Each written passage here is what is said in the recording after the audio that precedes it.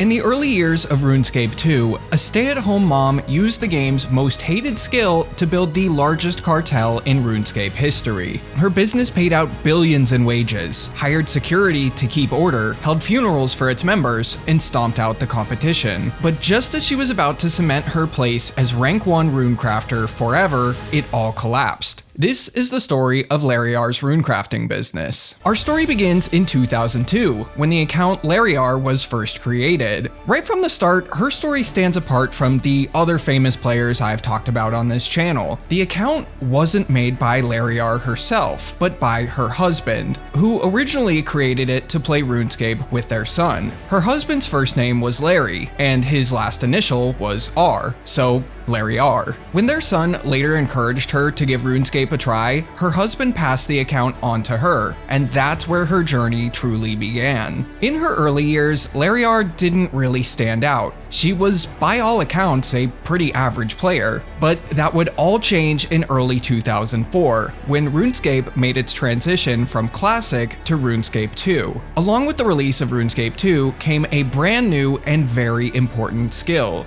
Runecraft. Back in RuneScape Classic, runes were very difficult to obtain. You could buy some from shops, but only the most basic low-level ones were available. Higher tier runes had a handful of ways to be obtained, as very rare monster drops, from highly competitive item spawns around the world, or in the case of blood and nature runes, by thieving special chests in Ardougne. Despite the game being called RuneScape, runes themselves were nowhere to be seen. That scarcity was a big deal, because runes are the backbone of the magic skill, and magic was, and still is, very powerful. It allowed players to teleport across the map, turn items into gold, unleash devastating combat spells, and so much more. In Classic, only the wealthiest players could afford to access its full potential, but that would all change when Runecraft was released. The skill finally allowed players to make their own runes instead of relying on rare drops or shops. And everyone hated it. Runecraft on launch was a lot more tedious than it is today. There was no Abyss, Essence Pouches, Combination Runes, or Guardians of the Rift minigame, and experience rates capped out at around 20,000 XP per hour. So if you hate the skill now, you would have despised it in 2004. The trading process was pretty straightforward, but time-consuming. First, you mined rune essence from a special area unlocked during the quest Rune Mysteries.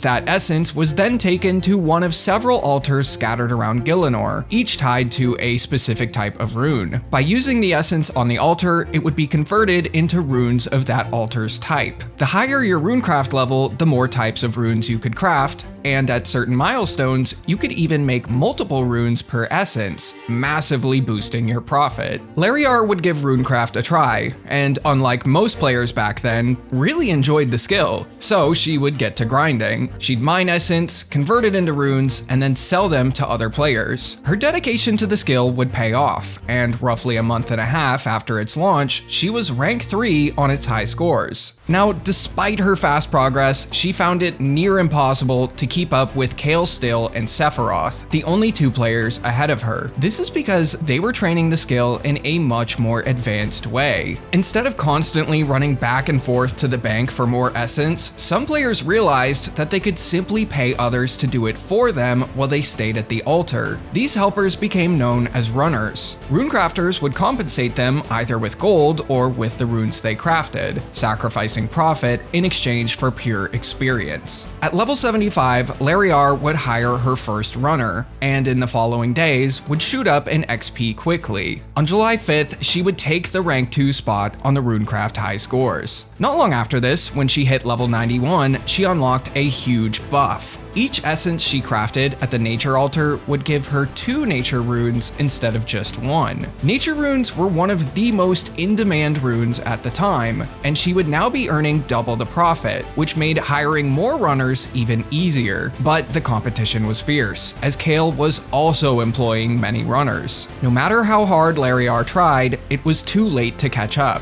Kael Still was just too far ahead, and would become the first player to ever hit level 99 Runecraft Runecraft on September 15th, 2004. Falling short of first place should have been the end of her story, but for Larryr, it was just the beginning of the largest player-run empire the game had ever seen. But before we get to that, if you're looking to build an empire of beautiful RuneScape merch, you'll love today's sponsor, Creator Crafted. Take a look at their brand new Metal F Key keycap set. They'll level up your keyboard aesthetically, and you'll never forget what each key does now. They're Cherry MX compatible and ready for pre-order. They've also got a lineup of stunning desk mats, like their brand new Slayer desk mat. Next time you're bored out of your mind on a Slayer task, all you need to do is look down for a little inspiration. I should also tell you about the clearance sale they're running right now. It's literally your last chance to snag some of these plushies, desk mats, and LED signs before they vanish forever. They look great and they're at the lowest prices they'll ever be. And for anything not on clearance, just click my link in the description or use code Larryr at checkout for 10% off your order. Now, back to the story. Even though she lost the race to be first, Larryr refused to slow down. On September 23rd, she would become the second player in RuneScape history to reach 99 Runecraft. Now, when Kale got to level 99, he stopped training the skill entirely. Larryr chose to keep going, and would soon earn enough XP to take the rank 1 spot from him. Even after comfortably securing her spot at rank 1, she just kept grinding.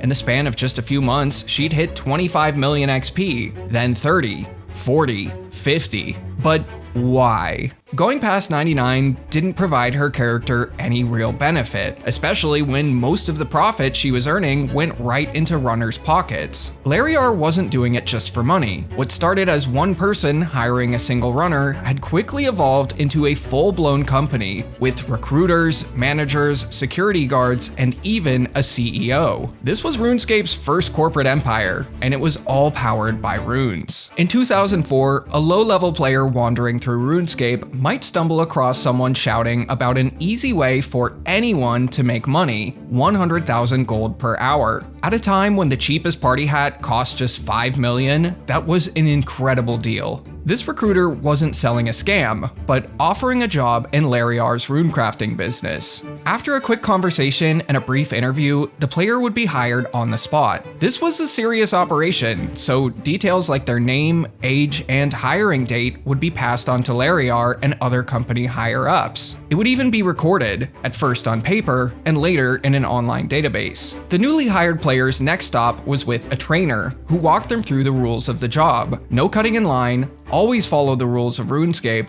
and no running for anyone else. That's right, if you wanted to run for Larryr, you had to run only for Larryr. By locking down her runners, she ensured a steady, reliable workforce that competitors couldn't easily tap into. Other runecrafters who tried to recruit runners quickly found themselves at a disadvantage, because the majority of willing players were already tied up in Larryr's operation. Once the trainer felt this newly hired player was ready, they officially became a runner. A runner's job was simple in theory: bring 25 unnoted essence to the nature altar on Karamja, wait in line with dozens of other runners, and once at the front, hand off the essence to a fellow business member known as a collector. In return, the collector would give the runner 25 noted essence and just over 10,000 gold. From there, the real challenge began. The runner had to unnote that essence as quickly as possible and make it back to the altar to repeat the process. The nature altar is deep in the Karamjan jungle, far from any convenient bank. So this was no easy task. To keep things moving, runners came up with several creative routes to get the job done. Some runners would use the Amulet of Glory to teleport to Al-Kharid, stop by the bank to unnote their essence, and then take the nearby gnome glider to Karamja. From there, they would just run to the altar. Others would run back and forth from the bank in Shiloh Village, which was and still is the closest bank. But the most common method was actually running back and forth from Jaminua's jungle store.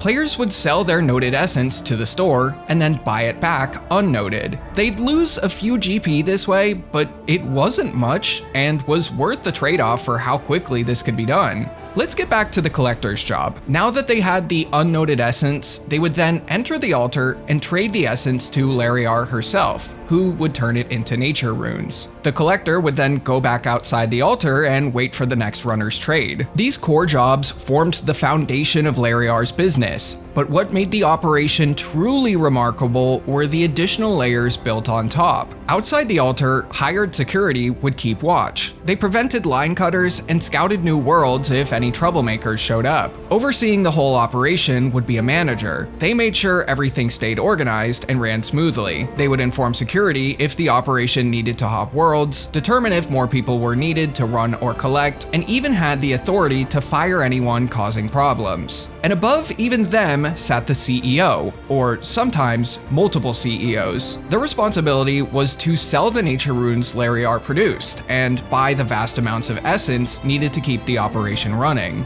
This was far more complicated than it sounds, especially in the days before the Grand Exchange streamlined trading. Then at the very top was, of course, Larryr, the founder and owner of the business. Everyone in the business, from CEOs to collectors, earned a flat salary of 100,000 gold an hour. The only exception were the runners, who were paid per trade in the way I explained earlier. If they kept a good pace, these runners would also ultimately end up making 100,000 gold per hour. With so much money going out in wages every night, Larryr herself didn't profit nearly as much as you might think. Don't get me wrong, she still made very good money, enough to buy white party hats for all of her managers, but she likely never reached the levels of wealth that other famous RuneScape business leaders like Blue Rose 13X became known for. Much like a real business, everyone except the runners met once a week to discuss progress, hand out promotions, and address recurring problems. It was basically a corporate boardroom if half the board had to log off because their mom called them for dinner.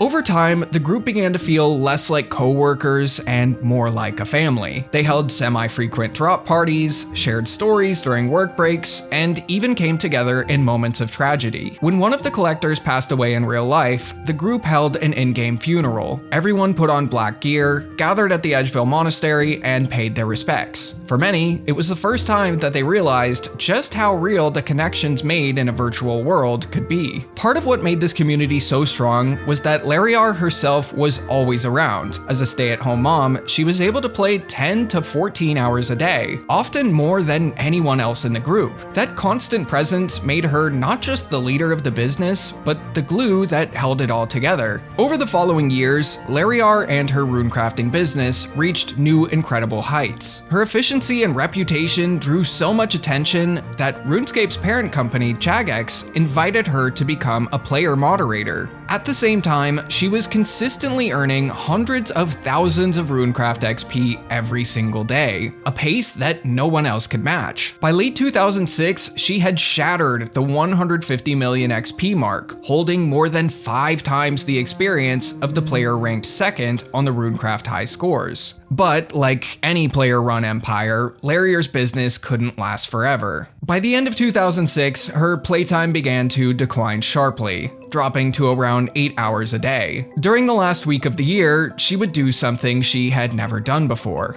take a week off. One of her higher-ups would share this message to explain why. "Dear number 1 Runecrafting team, the only thing Larryr wanted for Christmas was some well-deserved time off. So can we give the one person who teaches us that Christmas giving is year-round some well-earned time off? We need your help for manager crafts this upcoming week. My goal is to give Larryr the entire week. This is our chance to pay back Larryr for all the kindness." For that week, managers stepped in to handle Larryr's job of crafting runes, but since none of them had the level required to make double nature runes, the business ran at a loss. Still, they kept the operation going, determined to maintain business as usual. Not long after this week-long break, Larryr would decide to quit RuneScape entirely. At the time of her disappearance, she had accumulated just over 157 million Runecraft XP, only 43 million short of the 200 million cap. If she achieved 200 million, she would cement her place at rank 1 Runecrafter forever. Even if someone else came along after her and got 200 million, they wouldn't pass her in rank. So why walk away when she was so close? According to her son, she left RuneScape to join him in a new game,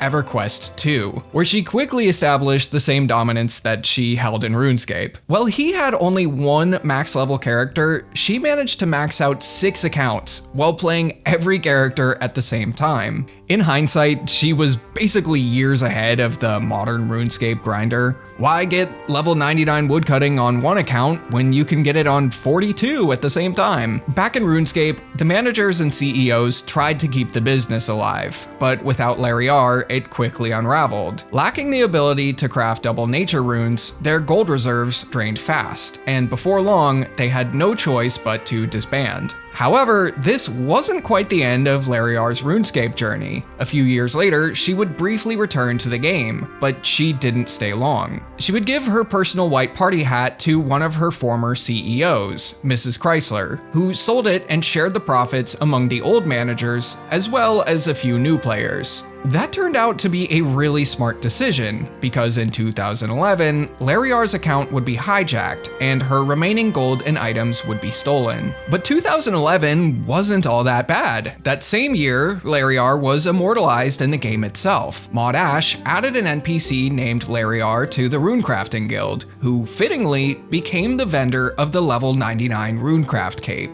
At the time, the real Larryr was still ranked 4th on the Runecraft high scores. She had held the #1 spot until September of 2009, when Phoenix Odin finally surpassed her. He would go on to become the first player ever to reach 200 million XP in the skill. Her influence would also continue outside of the game. In 2023, Larryr's character played a central role in the official RuneScape comic book, Untold Tales of the God Wars Issue 0. These days, Larryr has all but disappeared from the online world. She no longer keeps in touch with the members of her old business, and instead of RuneScape, she's found a new passion in painting. She's quoted with saying, "I'm not eager to return, but who knows what I'll choose to do at 70. Although Larryr will likely never return to RuneScape, she remains a symbol of how much one person can shape an entire virtual world, and the players who live within it." Don't forget to check out Creator Crafted in the description below, and use my code Larryr at checkout to get 10% off your order. After that, check out the video on the right about R2 Pleasant. He formed his cartel not long after Larryr, and managed to turn a completely useless item, the half-full jug of wine, into the most desired and expensive item in the game.